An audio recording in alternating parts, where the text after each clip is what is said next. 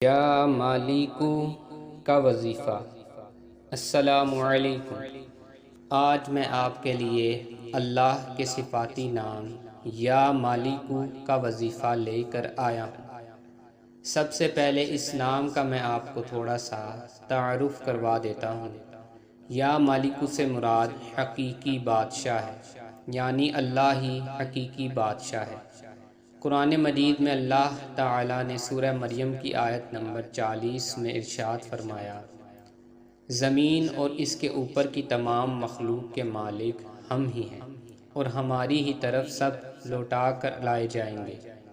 اسی طرح سورہ غافر کی آیت نمبر 16 میں اللہ پاک کا ارشاد ہے، آج بادشاہت کس کی ہے؟ صرف اللہ واحد غلبہ والے کی۔ پھر سورہ انعام کی آیت نمبر 73 میں ارشاد باری تعالیٰ ہے، اسی اللہ کا فرمان ہے اور اسی اللہ کی بادشاہت ہے۔ اس فرمان میں قیامت کے دن کے ساتھ ملکیت کی تخصیص کرنے سے یہ نہ سمجھنا چاہیے کہ اس کے سوا کچھ نہیں ہے، اس لیے کہ پہلے اپنا وصف رب العالمین ہونا بیان کر چکا ہے۔ اللہ دنیا اور آخرت دونوں کو شامل ہے۔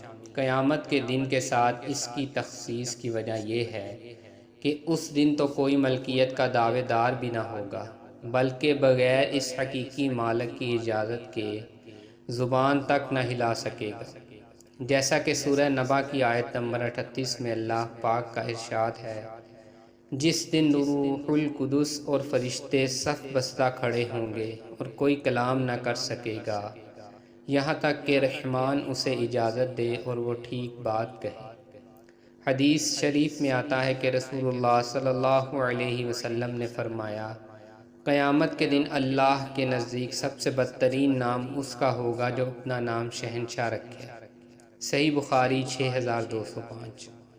اب وظیفے کے متعلق آپ کو بتانے جا رہا ہوں۔ قرآن مجید میں سورہ آل عمران میں اللہ پاک کا ارشاد ہے، کہہ اے اللہ بادشاہی کے مالک، تو جسے چاہے بادشاہی دیتا ہے اور جس سے چاہے بادشاہی چھین لیتا ہے۔